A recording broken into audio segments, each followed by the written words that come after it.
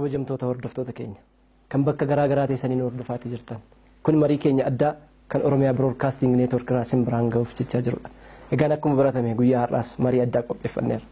Marii addaa keenya irratti hirmaachuudhaaf kan istuudiyoo keenyatti argamanii jiran Hayyoota Profeesar Tasammaa Ta'aa Yuunivarsiitii Finfinneetti barsiisaa fi qorataa seenaati. Akkasumas gargaaraa Profeesaraa Miratuu Shaanqoo ogeessaa saayinsii gaggeessummaa guyyaa har'aaga haala siyaas dinagdee biyya keenya irratti xiinxala haala yeroo irratti nuuf kennuudhaaf as istuudiyoo keenyatti argamanii jiru. Keessattuu jijjiiramoota amma jiran wajjin wal qabsiisnee mari'anna. Jijjiiramni kun jijjiirama qabatamaa moo qabatamaatii miti. Kana malees tarkaanfiiwwan mootummaan fudhachaatii jiru keessattis jijjiiramoota keessatti kanneen hirmaatan keessaa tokko namoota hedduu gara biyyaatti kan isaan deebi'aatii jiran. Biyyatti galuun isaanii duudhaa Oromoo wajjiniitiin maal fakkaata hojiin hojjetame. Kana malees warri biyyatti galan maa inni kana booda ga'een isaan irraa eegamu. Fuulduratti mootummaan maal godha dhimmoota jedhan irratti mari'achuudhaaf as istuudiyootti isaan affeereen jira. Isinis yeroo keessan aarsaa gootanii bakka kanatti argamuudhaaf akkasumas ibsa guddaa hawaasa keenya biraan ga'uudhaaf dhufuu keessaniif irra deebi'ee maqaa hordoftootaan baay'een sin galateeffadha ulfaadha. Akkuma jalqaba kaasee yeroo ammaa gaa adeemsi siyaasa biyya keenyaa yeroo irraa gara yerootti jijjiiramoota argamaa jiru wajjiniitii wal qabsiisneeti mari'anna. Akka ka'umsaatti dhimmoota kaasnu keessaa tokko. Egaa walumaa galatti waggoottan hedduudhaaf haalli adeemsa siyaasa biyya keenyaa hundumti keenya ni beekna ture. Yeroo gabaabaa kana keessattis immoo jijjiiramoonni akka walii galaatti biyyatti dhufaa jirantu jiru. Kana wajjin wal qabsiisee namoonni kallattii garaa garaatiin yaadonni adda addaa immoo yeroo ka'antu jira.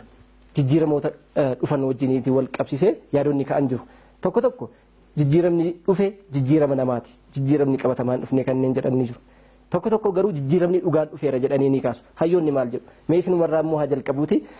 Kana eeguu kaasnu yeroo gabaabaa akkasitti biyyoonni jijjiirama akkasii fiduudhaan milkaa'an yoo jiraatan illee akka fakkeenyaatti nuu ta'uu danda'a laata kan jedhuudhaan jalqabna.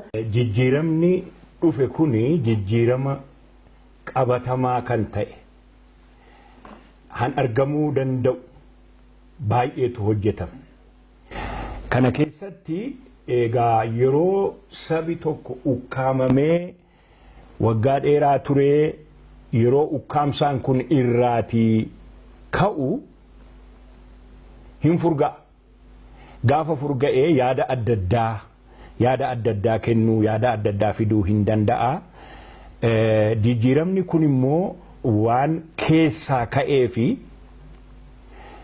keessaa ka'ee of jijjiiruu akeeka ittiin ture sana dhiisee akeeka gara biraadhaan adeemuu isaatu ijaan argama. Haa ta'u malee namoonni yaada adda addaa kennuu yaadi isaanii hirmamaadha. Namni waa tokkotti dafee hin quufu. Amma inni kuni waa'ee revolution radical change isa jedhuu fi reform isa jedhu gidduu kan adeemu yaadatu jira. Reformii kana irratti wanta cimaa ba'aa guddaan sabarra gatii turee fi suuta jedhanii akkuma amma warri hoogganaanii Abiyyi faa Lammaan faa tiimii isaanii wajjin hojjetan suuta yoo adeemsisan malee radical change fiduudhaa fi baay'isee rakkisaadha. Keessaa immoo yeroo rifoormii gootuu agarsiisaa deemtaa waan argine jira. Wanti argine kuni dirree dimookiraasii bal'isuudhaaf kan as dhufu jedhamanii hin yaadatamin yaada waggaa dheeraadhaaf as deebi'u jedhanii kan hin yaadamin saboonni sablammoonni bakkee jiran mormaa kan turan. Kan qawweedhaanis mormaa turan, kan nagaadhaanis mormaa turan, biyyatti galanii yaada isaanii tokko godhanii biyyattii kana guddisuudhaaf akka gara fuulduraatti adeemanii jijjiirama dhugaatu ta'ee karaa baneera ansiin jedha. Akkuma Profeesar jalqaba kaasan maaliif namoota biratti jijjiiramni kun akka inni qabatamaatti utuma qabatamaa ta'ee jiru akka qabatamaan ta'anitti maaf lakkaa? Tariitii as keessaatiin dhimmoonni faayidaa wajjin deeman jiru laata jijjiirama kana namoonni hin fudhanne ofitti akka hudhaatti dhimmoonni as keessaa ilaalaman maalidha? Jijjiirama isa jalqabaa hiikumti isaa nuuf galu jijjiirama jechuun maal jechuudha? Jijjiirama amma dhufe hin fudhadhu jette kaleessa jijjiirama akkamii barbaadaa turteedha? Jijjiirama ammaa hin fudhadhu jette kaleessa jijjiirama akkamii arguudhaaf hawwaa turte. Isa miti immoo yoo ta'e kaleessa immoo kaayyootii keessee jijjiirama akkasiin barbaade jettee hin argine kaleessa akka kaayyootti jechuudha. Jijjiirama ammaa tuffachuu jechuun gatii kaffalame duuba deebi'anii tuffachuu jechuudha. Qeerroo du'ee, mucaa du'ee, namoota du'anii, barattoota maal ta'anii, even sababii namoonni biyya alaatti ari'amanii deebi'anii dhufan illee sanumaaf vaaliyuu isaan biyya isaaniitii ari'aman illee tuffachuudha jechuudha kaleessa jechuudha. Kanaaf jijjiirama kana fudhachuu hundatu fudhate jechuu hin dandeenyu boris. Addunyaan nu keessa jirru kun yoo addunyaa asiin suphite achiin dhangalaastuudha. Viyuun jaarraa kana keessa hin baay'ata. Ilaalcha garagaraatu jira jechuudha.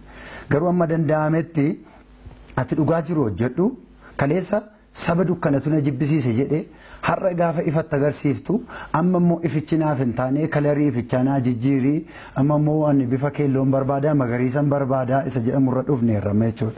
Kaleessa namni haga bu'oolee kaleessa namni biddeen dhabe har'a immoo gosa biddeenii irratti wal lollaa jechuudha. Amma waan achi geenye natti hin fakkaatu. Si jalqabaa jijjiirama kana yoo fudhanne hin fudhannu yoo ta'e garuu immoo jijjiirama miti jechuu hin dandeenyu isa kanaaf. Jijjiirama miti jennee falmuu hin dandeenyu isa dhufe kanaan hin fudhannu yoo ta'es jechuudha. Jijjiirama kanan barbaade illee immoo ittee hin ibsitallee malee jechuudha.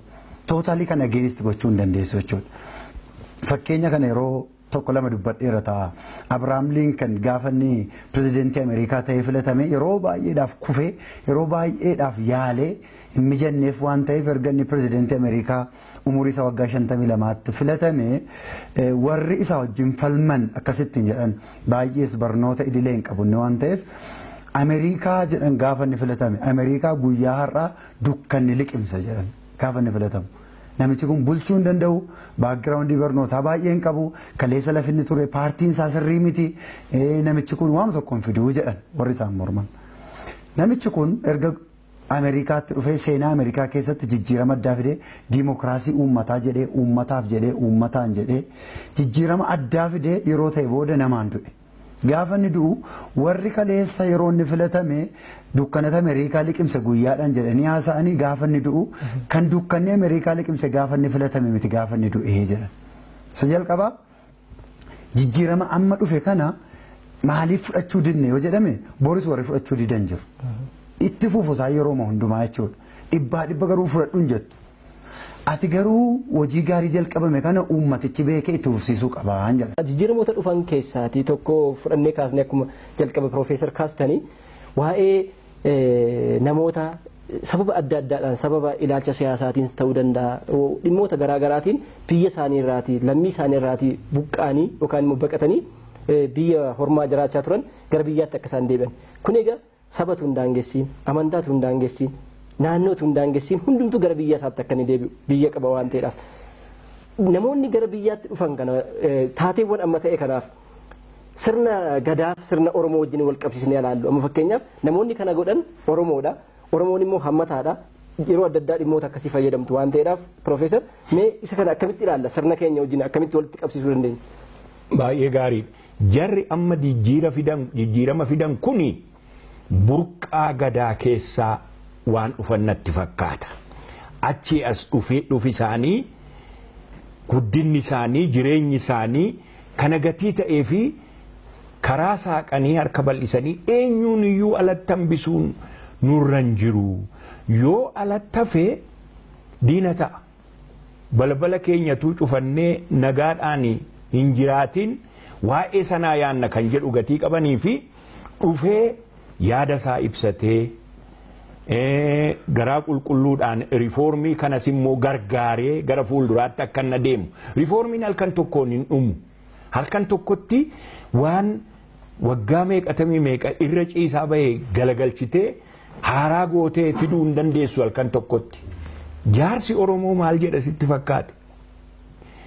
Qoraattiin yoo muruu dhatte si waraanti.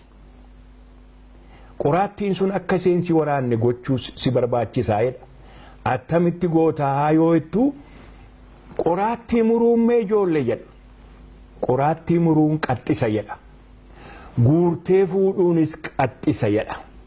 Kanaafi riifoormii kana akeekkannaadhaan gara bal'inaan walitti makuudhaan adeemamee namni hundinuu yaada isaa dhiyeessee yaadi fudhatama saba biratti argate tumoo agara fuulduraatti yaadaan wal lollaa kottaa jedhanam yaadaan falminaa kottaa jedhan biyyi kun immoo hamman beekutti seenaadhaani qawweedhaan bultii qawweedhaan ittistaa tokkummaas qawweedhaan eegdaa akka kanaattidha kan ture amma garuu qawween eessattiyyuu maayi baasuu didee seenaa keessattis nagaa adda addaa waliigaltee bayeessasaa nagaa xuruusaa fooyyee qabu fiduu hin dandeenye ilaa filaameedhaan wal bulshinaa hoo'u kenniidhaan adeemaa jedha amma rifoormii kana keessatti yeroo laalwaan mataatti na dhufu waa'ee Nelson Maandeellaati.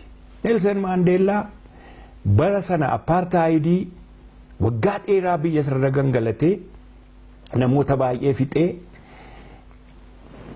bifuma isaatiif nama jibbuun kan jiru iddoo sana attam godheetu rifoormii godhee jennee yeroo laallu inni ofiisaa waggaa 27 hidhamee ture mini hidhaadhaa bahee dhufee reconciliation jedhe. Kan hojii wal qabate namoonni kallattii garaagaraatiin dhimmootuma dimookiraasii wajjiniin dimookiraasiin jalqabbiinsaaf hojjetamee hojiiwwan jijjiirama argame keessaatiin namoota biyyatti deebisuudha jenneera. Mimee baga warruma gara biyyaatti poolitikaatiinis haa ta'u dhimmoota garaagaraatiin kanneen gara biyyaatti deebi'an wajjiniitiin akka waliigalaatti sodaa carraasaa mee haa ilaallu mee as kanatti sodaa yoo qabaate dhimmi kana keessatti mee sodaansa maal jennee kaasuu dandeenya carraansa maaliif hubannaadhas waan ta'eedhaaf irrattis hojjetamuu qabas waan ta'eedhaaf mee ishee kana kaasnu. Sodaansaan akka kootti waa lama jedheen yaada tokko mootummaan inni weelkaamii tokkoon baga nagaan dhuftun tokkoon immoo kottaa jedheeni sirii akkuma ergammaa baankeenya iyyuun keenya profeesariin kaasanii diree dimookiraasii bal'isuudha. Diree dimookiraasii wajjin immoo yaada kee bal'isuudha. Oromiyaan ijoollee isheetiif hin geessi. Oromiyaan waan hin geenyeef ba'an miti sirii mayyuu sirna garagaraatiif ba'anii. Ammas immoo iddoon isaanii hin qabamne Oromiyaan kanuma isaaniiti. Oromiyaa Oromoof hin taanee fi Oromoo Oromiyaaf hin taane hin barbaachisu sirii mayyuu. Oromiyaan Oromoof Oromoon immoo Oromiyaadhaaf saba biraafis akkuma jirutti ta'e jechuudha.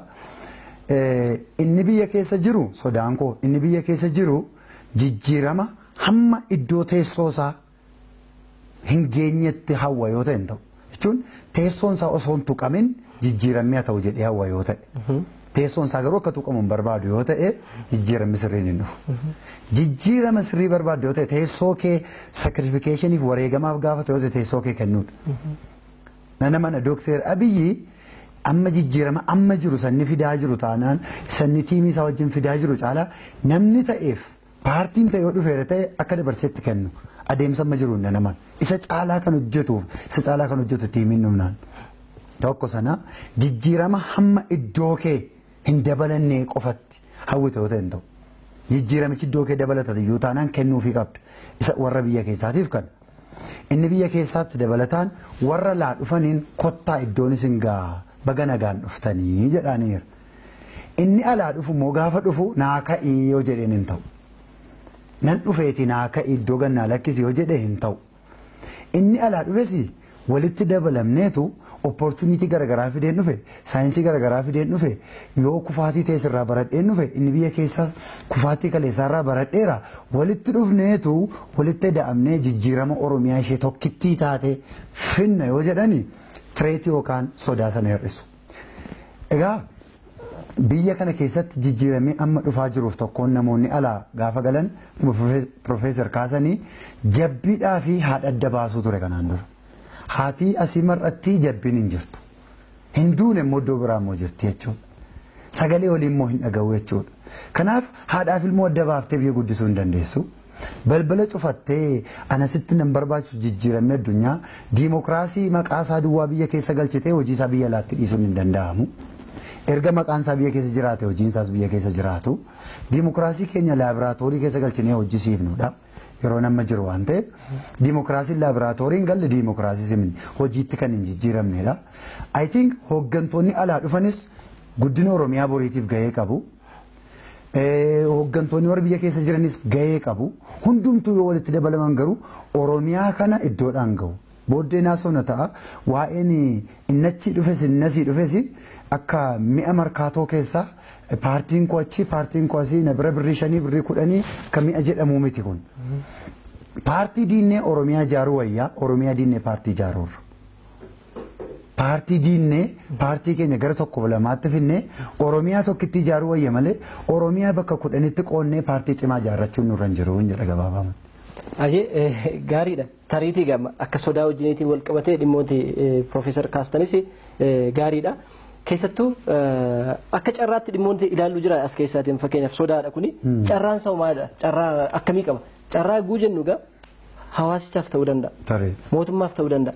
Walumaa galatti immoo akka biyyaattis ta'uu danda'a. Maal isa kakaasnee Profeesariifis carraasaa kennuu dandeenya? Carraadha kan inni jedhuun amma opportunity Oromiyaan qabdu maaloodha yeroo kanatti. Nuyi badhaasa lamaan badhaafamneerra uumamumaan. Tokko jechi jedhamu tokko jira jechi anatti sirriif kan hin fakkaanne kakooti. Tokkummaa Oromoo uumnaa, tokkummaa Oromiyaa uumna. Kana booddee tokkummaa Oromoo namni uumuu danda'u hin jiru. Tokkummaan Oromoo ta'uudhaan uumame jalqabumayyuu. Tokkummaa uumuu hin dandeenyu kana booddee tokkummaan gaafa Oromoo taanee dhalanne uumame. Tokkummaa garuu eeguu dandeenya, kunuunsuu dandeenya, bal'eessuu dandeenya, cabsuu dandeenya.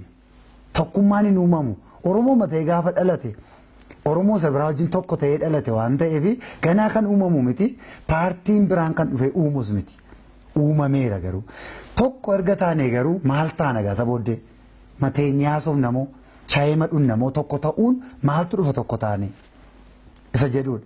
Badhaasni nu ittiin badhaafamne lama. Oromoon lafa isheetiin badhaafamne nama isheetiin badhaafamne.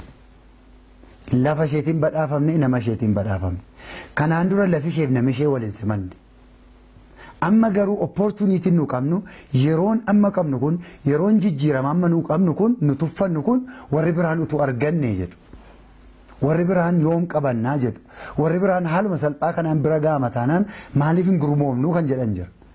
Haa ta'u iyyuu malee an carraadha jedhee kan inni yaadu walitti eda'amna yoo ta'e barataadha hamma barsiisaatti hojjetaadha hamma qote bulaatti walitti eda'amna yoo ta'e sodaan warra kaanis walitti eda'ama Oromooti.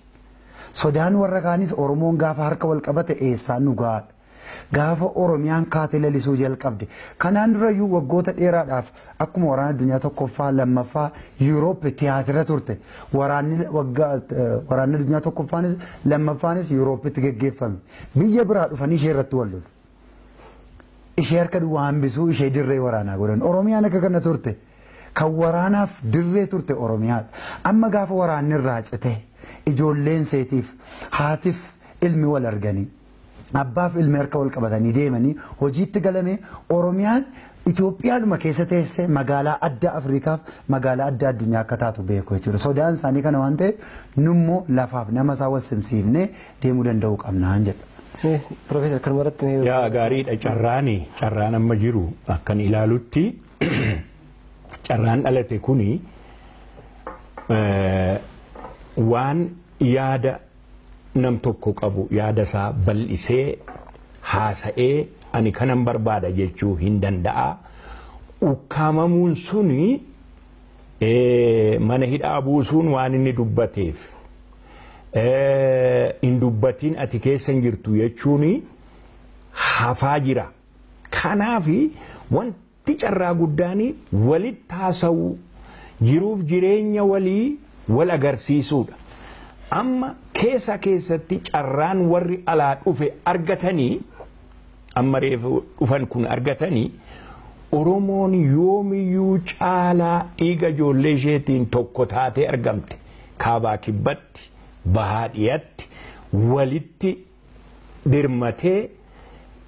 dirmatee jirmarra gangalataa ture sana ofirraa eega kaasee booda ija banachiisee warra hoogganaa immoo waan qeerroon sun jette waan qeerroon sun gaafatte deebisuudhaaf hunduma deebi'e jechuu koo miti. Deebisuudhaaf karaa agarsiisan jiraachuu isaaniitii fi carraa guddaa qabu. Walitti haasa'uudhaaf, mari'achuudhaaf, yaada mo'ataa fidachuudhaaf, yaadaan falminaa yaadaan dubbanne jenneerra miti. Yaada malee afaan qawwee miti kan hojjetu si'achi yaadaan wal mo'uudhaaf amma dirreensaa babal'achaa jira. Caalaatti babal'achuu qaba. Akkuma buleessi koo jedhee inni taayitaarra taa'u anoo taayitaarraa naa ka'u sirra jira dhufeen achirra taa'a kan jedhu yoo jiraate inni taayitaa sanarra taa'u immoo isumaanan itti fufaati cal jedhi yoo jedha ta'e waliin simatu. Nagaadhaa walitti haasa'anii yaada dimookiraasii walii ibsanii tokkoon warra dhufee immoo amma fakkeenyaaf kan biyyaa ba'aniif kan dararamaniif biyya lafaa keessatti tamsa'anii gubachaa kan turanii fi gatii bilisummaadhaaf falmanidha. Gatii bilisummaa jechuun immoo yaada kee ibsachuu, waan garaa kee dubbachuu,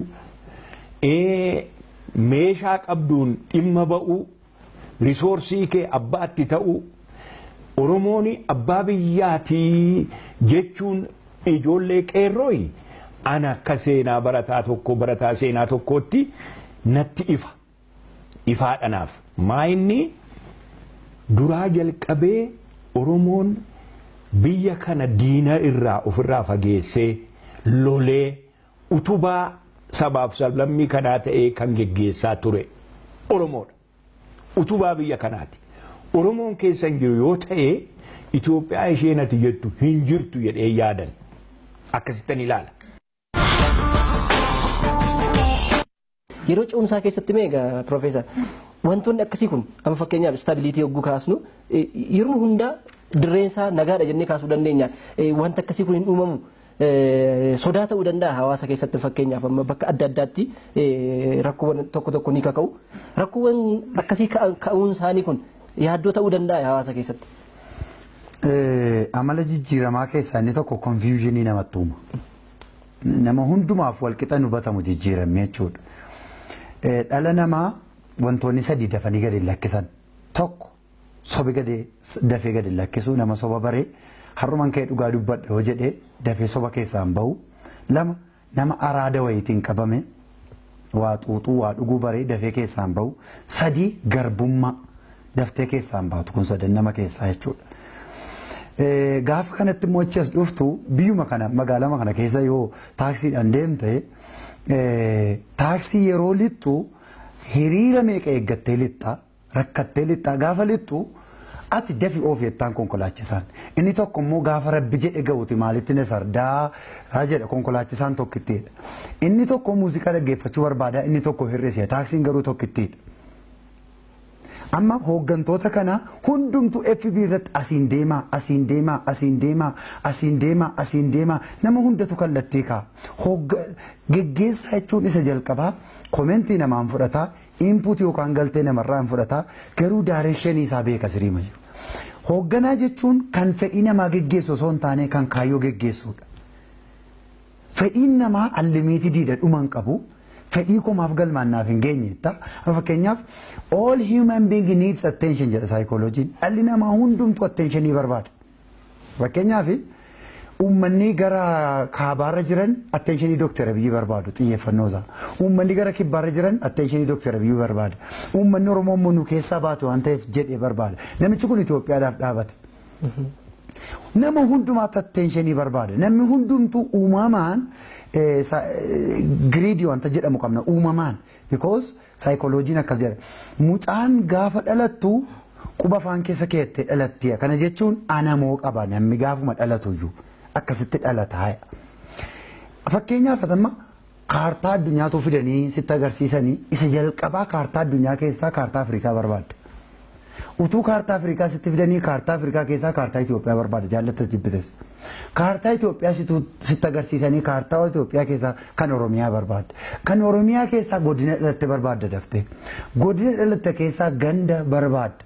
Ganda dhalatte keessaa mana barbaadda. Mana keessan keessaa iyyuu maatii keessan keessaa ani xiyyeeffannoo argachuun qaba itti harmee kee fabbee kee lolta. Footoo maatii keetii mana keessa jiru keessaa kan abbee keetii ilaaltamete dursite kan harmee keetii ilaaltamte kan kee ilaalta dursite utuma ta'e meerree footoon koo itti dafte waliin kan kaatan keessaa jechuudha. All human being needs attention. Namni hundumtuu xiyyeeffannoo barbaada. Hooggantoota fedhii geggeessan osoo hin taane hooggantoota kaayyoo geggeessan ta'uu qabu. Kaayyoon gannas bonas kufaatiinis gadi buunis yoo jiraate kaayyoodhaan maaf dhaabatta waan ta'eef jechuudha. Pirezidaantiin Ameerikaa Herii Turumaan jedhamu akkas jedha. Yoo jedha ho'a abiddaan dandeessu ta'e jedha. Lafa biddeen itti hojjetan yookaan immoo waxii itti hojjetan hin seenin kutaa sana. Kutaan sun kutaa bashannanaa miti, kutaa rafiitii miti, kutaa itti biddeen hojjetaniif abiddi jirudha. Abidda sana yoo dandamatta ta'e qofa achi seenii jedha. Dhugaadha. Kun hundumtuu kan nuti dubbachaa jirru kallattii garaagaraatiin jijjiiramoota jiran keessaati immoo namoonni dhaabilee siyaasaas haa ta'u namoota siviiliis haa ta'u kallattii garaagaraatiin hawaasti gara biyyaatti deebi'aati jira. Yogguu kana biyyis immoo hin barbaaddi. Mootummaanis hin barbaada. Hawaasnis hin barbaada. Mee garuma isaaniitti immoo haa dhufnu. Isaan maanni kana booda kan isaan irraa eegamu. Gaheen isaanii maal ta'uun jiraata adduna kanarratti. Galuu isaanii qofatu hin ta'in. Baay'ee gaariidha. Jarri warri amma galan kuni yoo baanis kaayyoo qabu. Yoo galanis kaayyoo isaanii qabatanii galan. Haa ta'u malee kaayyoon isaan qabaatan kuni yeroon kan itti jijjiiru jira. Haala biyyattii keessa haala jiruuf jireenya sabaa keessa ilaaleetu kaayyoo kana sagantaatti qopheeffatanii walii isaanii gidduutti wal amansiisuu qabu duraan dursanii utuu saba bal'aatti gadi hin baasin itti wal amansiisanii yoo walii galanii jedhanii hundinuu tokko ta'uu qabu kaayyoon isaanii tokko ta'uu qaba jechuudhaaf hin dandeenyu. Hanqabatan qabatanii kan isaan irra hin darbine natti mul'ata. Kan isaan irra hin darbine tokko sabaaf sablammii Oromoo kaabaa kibbatti kan jiru tokkummaa isaa qabachuu Oromummaa sana gadhiisuun hin danda'amu.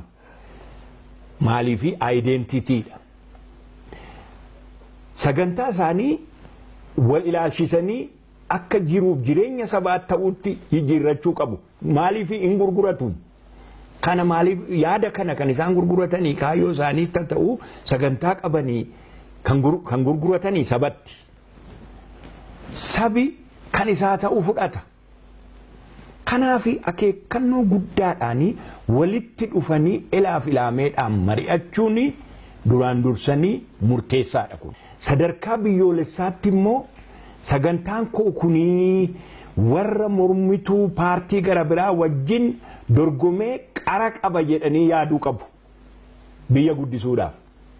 Maaliifi yoo jaallannes yoo jibbines kan nuyi jiraannu biyyattii tokkittii kana keessadha. Hannuyi dabarrus biyyattii tokkittii kana keessadha. Hankeetii hankee qabattee warra kaanii wajjin walii taata. Kanaafi Itoophiyaan akka biyyaatti nagaa yoo argatte. Nagaa argachuun ishee immoo yoo mootummaan naannoo Oromiyaa, naannoo Afaar, naannoo Somaalee, naannoo Amaaraa hundinuu naannoon yoo nagaa argate Itoophiyaan nagaa argatti. Kuni Itoophiyaan sadarkaa itti sararamee daangaan ishee argamedha. Oromiyaadhaaf namni dhukkubne Oromiyaadhaaf nama gabuun bullee waan jiru natti hin fakkaatu kallattiinis ta'e alkallattiidhaan. Oromiyaadhaaf natu caalaa taphatee Oromiyaadhaaf natu goolii galchee amma xinnoo rakkoodha ta'e Oromiyaa keessatti rakkoodha jedhee kanan yaadu gara fuula duraatti kubbaa miillaa kilabii star players warri immoo urjii taphattoonni urjiin keessa guutan yeroo tokko immoo baay'ee Oromiyaa keessa murjiitu guute gaafan taa'ee yaade ilaalu. Hundumtuu goolii galchuu gaafa barbaadu tokko tokkoof hin kennu yoo ta'e utuu taphattoota urjii qabatanii jiranii garuu goolii hin galchan. Kana jechuun hunduu gahee isaa dhiiseetu. Hundumtuu laayinii isaa beekee yoo fiigee fi eessatti taphachuu akka qabu yoo beekedha malee anis goolii galcheetanii akkas ta'a goolii natu galchaa irratti yoo wallola hin ta'u. Garuu argite yoo ta'e kubbaa miillaa keessatti isa tokkotu goolii galchaa. Gaafa inni tokko goolii galchu warri isaa wajjin taphatan dhimma kee goolii galchitanii achi galan fiiganii dhaqanii hammatu isa goolii galchisan maaliif beektaa goolii atamma galchite keessa anis gaheen qabaa jedha hundumtu jechuudha. Tiimworkii hin ta'u yoo ta'e makaan keenya al tokko kaleessa kompiliitilii dhugaan hin jiru jenna har'a immoo kompiliitilii dhugaatu jira yoo jennes hin ta'u. Lachumattuu baalaansi gochuun gaariidha. Conflict resolution yookaan immoo leadership keessatti win-win approach kan jedhamtu tokko jirti. Nama lachuuyyuu injifataa gochuu qaama lachuuyyuu injifataa gochuu. Gamanas injifataa akkaatitti gootu jira. Loomiin sii fudhadhaa. Nama lama ta'anii loomii barbaadu. Loomii tokko bitatanii dhufanii. Inni tokko loomii bishaan see barbaada. Inni tokko immoo loomii qola isaa barbaada. Ilkaanitti rigachuu fi tokkoon keessa isaatti rigachuuf qola barbaada inni tokko immoo bishaan loomii dhuguu barbaada. Loomii tokko baatu garuu osoo walii galaniiru ta'e loomii tokkittiin isaan geessi inni sun bishaan isaa dhugee qolattiisa sanaaf kenna. Amma garuu loomii lama baachuun nama barbaachisu ture. Loomii inni tokko bishaan isaa dhugee qolattiisa sanaaf kenna. Inni kun qolattii itti fayyadamee bishaan isaa gannaqa. Inni sun immoo bishaan isaa dhugee qolattii gata. Amman barbaachisu ture kun win-win approach jechuun Oromiyaa tokkittii qabnu irratti namoota lachuu tokkoon warra politikaa paartiis warroota liiding paartii warra bulchaa jiranis lachuu win ergochuun hin danda'amanaaf. Kallattii garaagaraatiin kan isaan irraas eegamu dhimmoota garaagaraa kaasneera.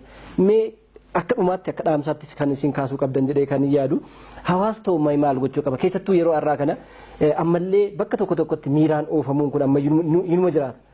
Kanaaf hawaasti maal gochuu qaba darbee mootummaanoo amma namoonni kallattii garaagaraatiin gara biyyaattis deebi'aa jiru jenneerra wanta isaan gochuu qabanis kaasneerra tarkaanfii mootummaan kan fudhates immoo akka gaarummaattis kaasneerra fakkeenyota wajjiniin kakaasne.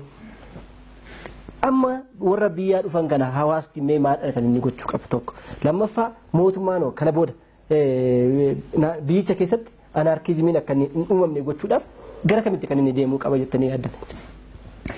Manaajimentii keessatti yookaan orgaanayizeeshinii yookaan jaarmiyaa tokko dhaabuudhaaf isteepota shanan yookaan sadarkaa shanan tokko ka'a. Tokkoffaa foormiingii jedhu. Amma yeroon kun inni alaa dhufes inni biyya keessa jirus yerootti dhufanii waa hundeessanidha. Foormiingii jedhama. Waa dhufaniitu wal qindaa'u jechuudha. Sadarkaa lammaffaan immoo istoormiingii jedhama. Yeroo walitti dhufanii aadaa garaagaraa keessa turanii, ilaalcha garaagaraa keessa turanii, viyuu garaagaraa keessa turanii sun waggaa dheeraa sana keessa ture, kun kana keessa ture wal dhiitu yeroodhaaf. Istoormiingii jedhama. Inni kun immoo dhahaa qilleensa galaanaa wayitu gidduu isaaniitti ka'a. Istoormii jedhama. Inni sadaffaan noormii jechuun hin tasgabbaa'u. Arfaffaaniif inni nuyi baay'ee barbaannu piroofoormiingiidha gara hojiitti galu jechuudha. Walumaa galatti Oromiyaa keessatti paartii caalaa eenyummaatu nu barbaachisa. Eenyummaa paartii caalu hundeessuu danda'uu qabna. Maaliif paartii koo arrabsitaa? Paartii kana baay'een jaalladha miti amma eenyummaa. Riippaabilikaniin warri riippaabilikanii deeggaran biyya Ameerikaatti utuu Tiraampii riippaabilikii bakka bu'ee jiru Tiraampiin dhiisanii Hilaariidhaaf filannoo kennaniiran.